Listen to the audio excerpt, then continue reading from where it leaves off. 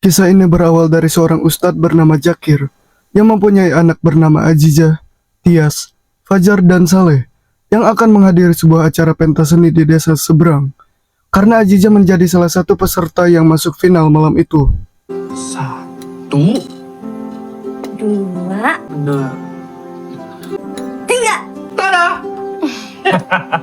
Abang apaan sih? Innalillahi wa inna ilaihi raji'un. Mereka menyusun rencana saat orang tua mereka pergi mengunjungi seseorang yang baru saja meninggal dunia, yaitu teman Azizah yang bernama Dini. Awalnya Tias menolak ikut karena ia harus belajar untuk ujian sekolah dan belum melaksanakan ibadah sholat Isya. Terlebih mereka dilarang keluar saat malam hari.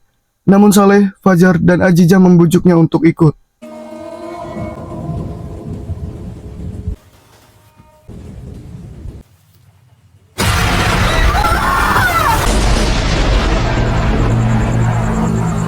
Saat dalam perjalanan menuju tempat acara, mereka bertemu dengan Pak Haji dan Pak Harjo yang melarang mereka melewati sungai saat itu karena sangat berbahaya.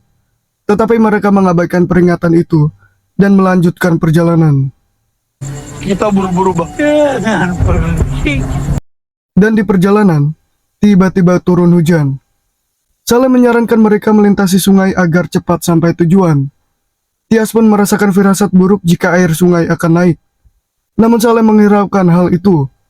Dan saat mereka melintasi sungai, sebuah tragedi terjadi.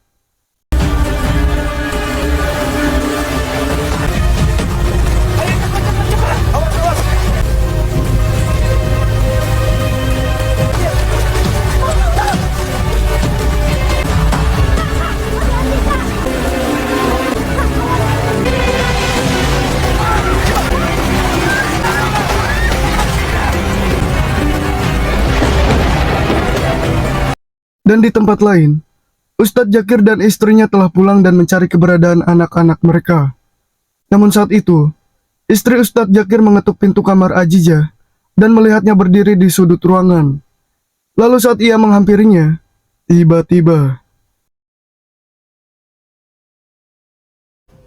Nak, Ziza,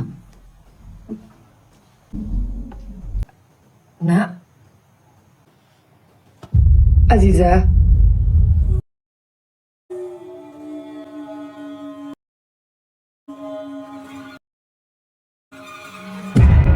Astagfirullah. Ya Allah.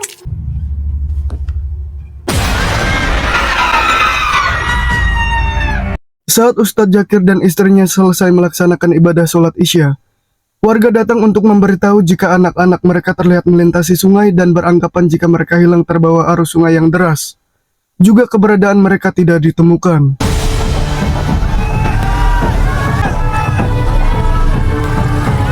Esok harinya Ustadz Zakir yang dibantu oleh tim SAR dan warga mencari keberadaan mereka hingga larut malam. Awalnya Ustadz Zakir menemukan jasad Saleh dan Fajar yang sudah meninggal. Disusul oleh informasi dari warga jika keberadaan Tias ditemukan dan ia dibawa ke rumah sakit dengan kondisi koma. Ini kasihan. Yang selamat malah yang paling tidak disukai bapaknya. Tias, jangan nangis. Orang sampai bilang anak Ustadz yang paling bodoh. Istighfar, Pak. Jangan pergi dulu ya, nak.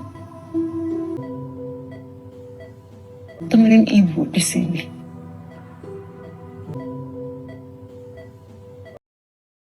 Hari selanjutnya pencarian Azizah pun berlangsung. Hingga pada akhirnya, Ustadz Zakir menemukan jasad Azizah yang sudah tak bernyawa dan membawanya ke rumah. Di sana para warga melaksanakan sholat jenazah untuk ketiga anak Ustadz Zakir dan memakamkannya.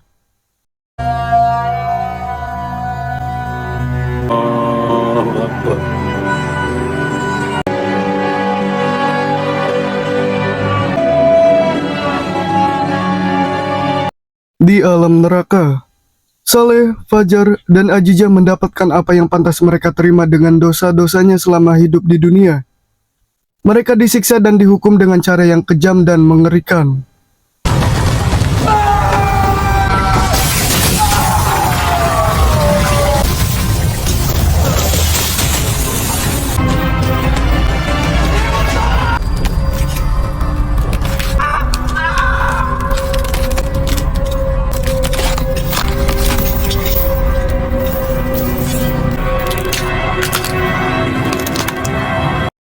Di sana Saleh menerima siksaan yang sesuai dengan perilakunya semasa hidup, yang suka mengabaikan sholat, berbohong, berjudi, dan menipu banyak warga desa untuk kesenangan pribadinya.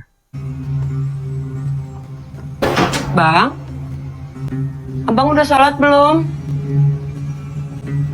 Ya, Abang udah sholat atau belum? Abang ditanya udah sholat atau belum kok. Bu, berisik bu, udah nanti. Abang? Ibu bawel banget, udah bu, udah. sedangkan Fajar mengalami hal yang sama. Karena semasa hidupnya ia berzina, bermain wanita, juga mengambil kotak amal masjid untuk berkencan.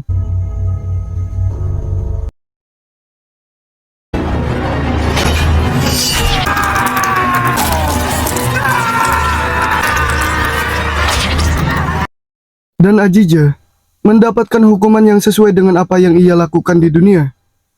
Ia dihukum karena telah memfitnah Dini mencuri gelang di sekolah, hingga ia depresi dan gantung diri.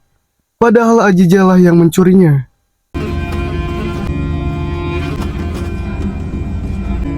Kenapa gelang Dini kamu simpan?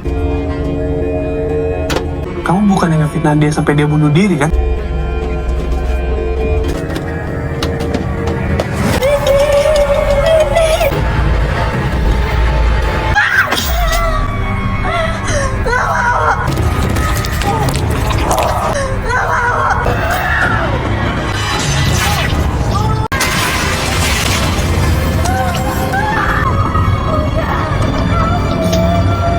Sementara itu kondisi Tias yang mati suri melihat adik dan kakaknya sedang disiksa di neraka, dan ia tidak mendapatkan hukuman apapun. Karena di dunia, Tias sering berperilaku baik, jujur, suka bersedekah, dan memberi makan kucing. Kebaikannya membuat Tias tidak berhak berada di sana, dan berpisah dengan saudaranya untuk kembali ke dunia.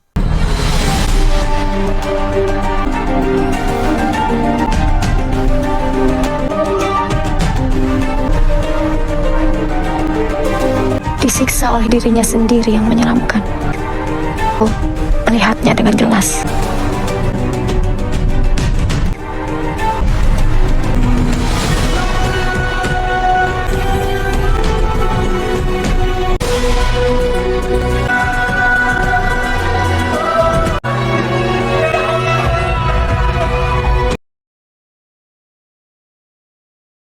Tias pimpin doa ya.